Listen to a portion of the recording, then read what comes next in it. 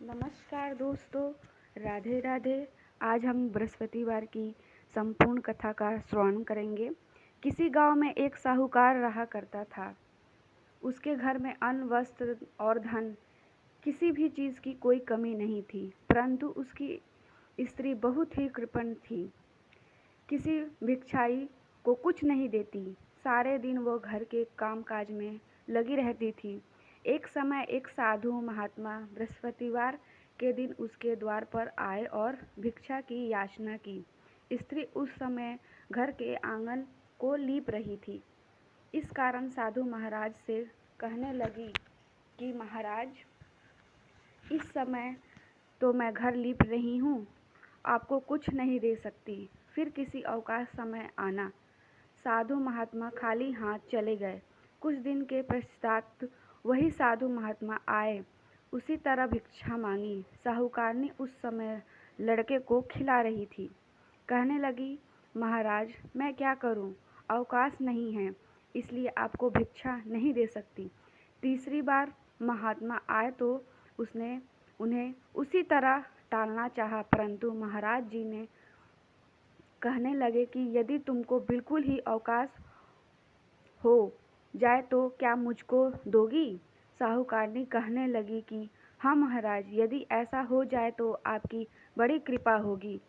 साधु महात्मा जी कहने लगे कि अच्छा, मैं एक उपाय करता हूँ। तुम बृहस्पतिवार को दिन चढ़े उठो और सारे घर में झाड़ू लगाकर कूड़ा एक कोने में जमा करके रख दो। घर में चौका इत्यादि मत लगाओ।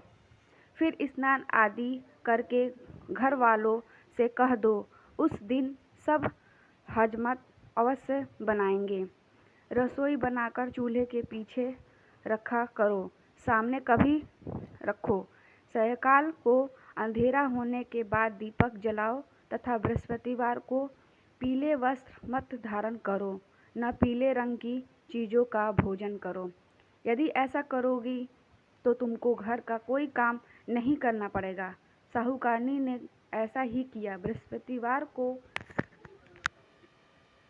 के दिन चढ़े हुए झाड़ू लगाकर कूड़े को घर के एक कोने में जमा करके रख दिया। पुरुषों ने हजामत बनवाई, भोजन बनावा कर चूल्हे के पीछे रखा। वह सब बृहस्पतिवारों को ऐसा ही करती रही। अब कुछ काल बाद उसके घर में खाने को दाना ना रहा।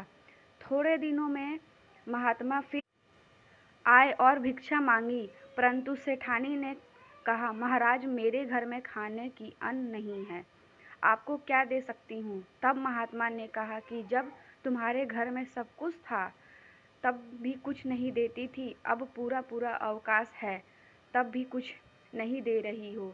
तुम क्या चाहती हो कि वही कहीं? तब सेठानी ने हाथ जोड़कर कहा कि महाराज, अब कोई ऐसा उपाय बताओ कि मेरे पहले जैसा धन धान्य हो जाए। अब मैं प्रतिज्ञा करती हूँ कि अवश्य मैं आप जैसा कहेंगे वैसा ही करूँगी। तब महात्मा जी बोले, बृहस्पतिवार को प्रातःकाल उठकर स्नान आदि से निवृत्त ही घर को गौ के गोबर से लीपो तथा घर के पुरुष हजामत न बनवाए भूखे को अन्न जल देती रहा करो। ठीक सीध काल दीपक जलाओ। यदि ऐसा करोगी तो तुम्हारी सभी मनोकामनाएं भगवान बृहस्पति जी की कृपा से पूर्ण होगी। सेठानी ने ऐसा ही किया और उसके घर में धन धान वैसा ही होगा जैसा पहले था। इस प्रकार भगवान बृहस्पतिवार जी की कृपा से अनेक प्रकार के सुख भोगकर दीर्घकाल तक जीवित रहोगे। आइए अब जानें बृहस्पतिवार की पूजा विधि। इस दिन बृहस्पतिश्वर महादेव जी की पूजा होती है। दिन में एक समय ही भोजन करें। पीले वस्त्र धारण करें। भोजन भी चने की दाल का होना चाहिए। नमक नहीं खाना चाहिए। पीले रंग के फूल, चने की दाल, पीले कपड़े तथा पीले चंदन से पूजा करनी चाहिए। पूजन के पश्चात कथा सुननी चाहिए। इस व्रत को करने से बृहस्पति जी अति प्रसन्न होते हैं तथा धन और विद्या का लाभ होता है।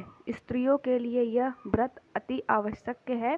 इस व्रत में केले का पूजन होता है।